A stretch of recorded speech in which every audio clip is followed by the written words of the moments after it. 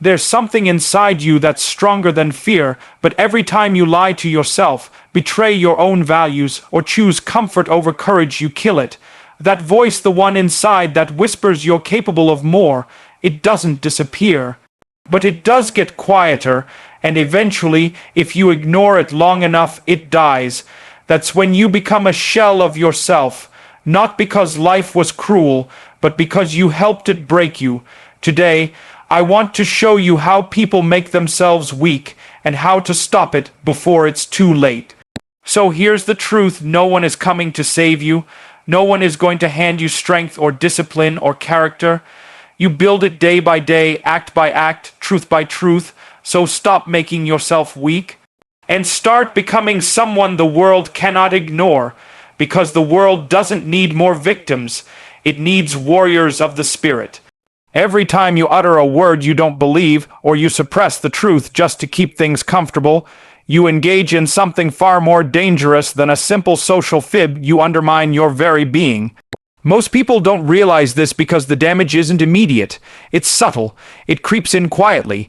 But over time, it corrodes the structure of your soul like rust on steel. Why do we lie? Often it's to avoid conflict. We think, if I say what I really think, someone might get upset. I might be rejected. I might not fit in. So we compromise just a little. We don't say what we mean. We nod when we should object. We pretend to agree when our gut is screaming no. And every time we do that, we hand over a small piece of our strength not to someone else, but to fear itself.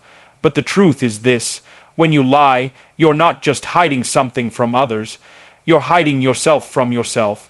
You're sending the message over and over that your voice doesn't matter, that your values aren't worth defending, that comfort is more important than courage, and your psyche remembers. It records every instance of self-betrayal, and with each repetition, your sense of agency weakens. Eventually, you lose track of what you even believe in. You become a person of masks, not substance. This is how weakness is cultivated, not by one massive collapse, but by 1,000 quiet surrenders. When you lie, you avoid the friction of the moment, but you create chaos in your identity, and that's not peace, it's self-erasure, because what is strength, if not the alignment of your speech and your soul? If your words don't reflect your inner reality, then your life becomes a performance, not a truth. You can't trust someone who lies to you, so why would you expect to trust yourself if you keep lying? Think about that the next time you feel the urge to sugarcoat your opinion or say yes when you mean no. Think about what you're giving up, not just the truth, but the muscle of your character. Every truthful word you speak in the face of fear is a repetition of strength. It's resistance training for your spirit, and if you avoid that training, don't be surprised when life knocks you down and you don't know how to get up. Don't trade your integrity for temporary ease. Speak the truth, because silence and deception may keep you liked, but only truth will make you strong. We live in a time where responsibility is seen almost like a punishment. It's something to be avoided, delegated, or outsourced if possible. We're told to do what makes us happy, to chase ease, and to avoid anything that feels too heavy or demanding. But this modern obsession with comfort has a dark consequence. It leaves people unfulfilled, lost, and fundamentally weak. Not because life became too hard, but because they refuse to become strong enough for it. There is no strength without burden. There is no growth without responsibility.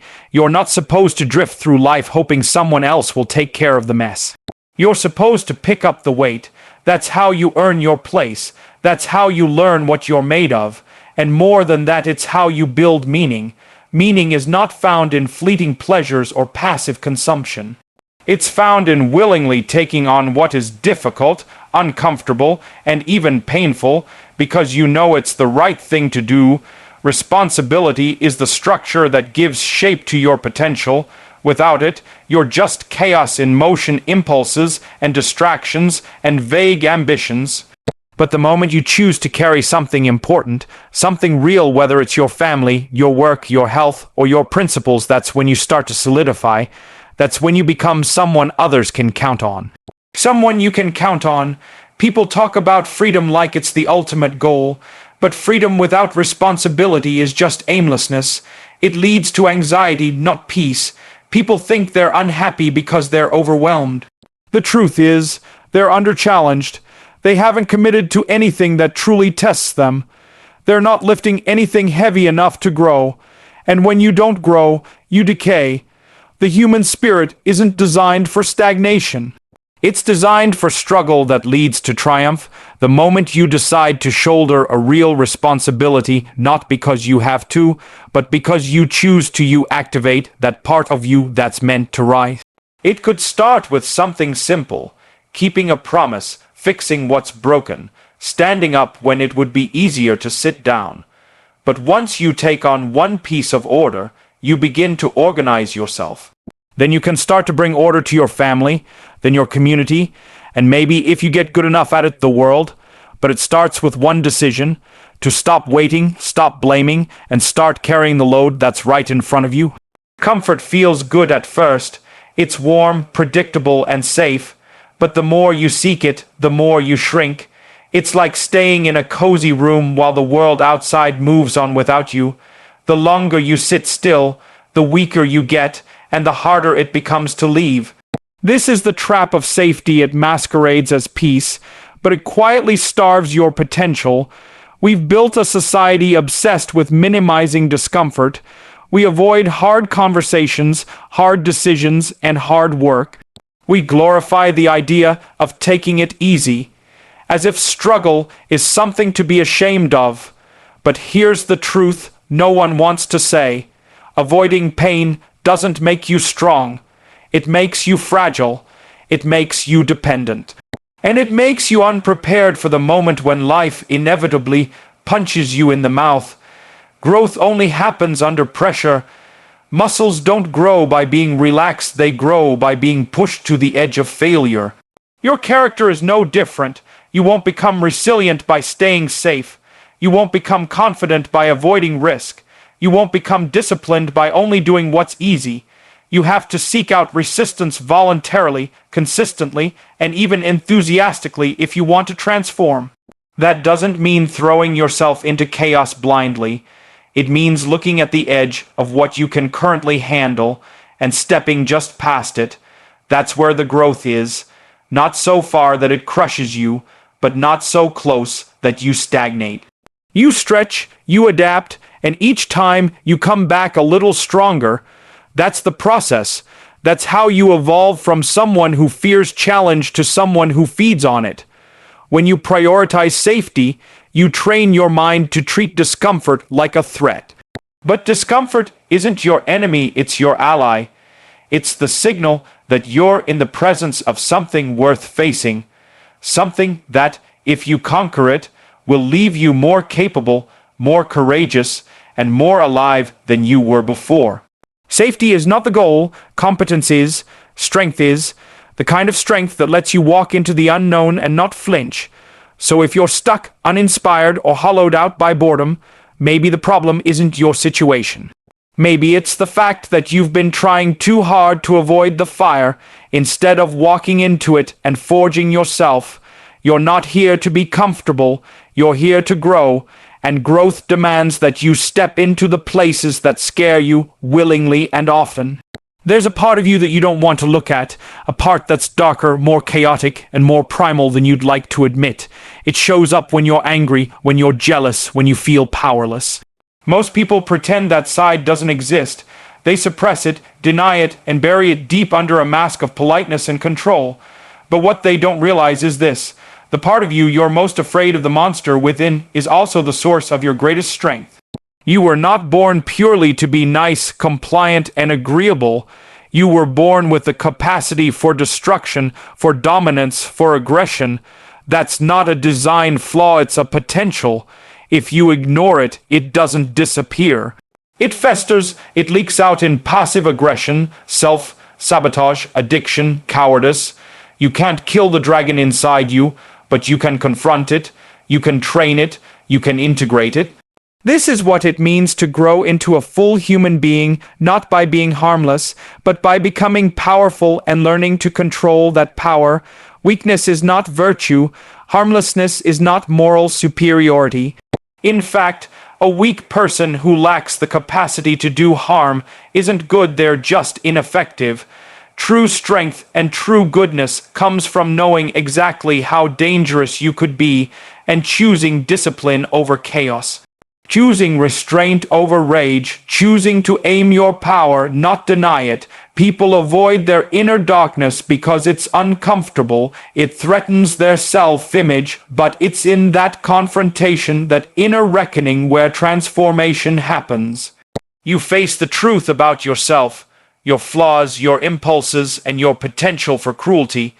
You stop pretending you're perfect, and once you do that, something incredible happens. You stop fearing yourself. You stop running, and now, instead of being ruled by unconscious fears, you become the master of your own house. Strength doesn't come from never having dark thoughts. It comes from learning how to carry them without letting them control you. Think of the most disciplined, powerful people you admire. Do you think they're pure and untouched by struggle? No, they've been through hell. They've seen the monster inside, stared it down, and made it part of their arsenal. That's why they move through the world with such grounded certainty.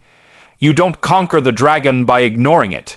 You walk into the cave knowing the risk, knowing the fear, and you face it head on. And when you do, when you finally stop running and turn toward the darkness, you don't just survive. You emerge changed, stronger, sharper, dangerous, not in a reckless way, but in a disciplined, purposeful, righteous way.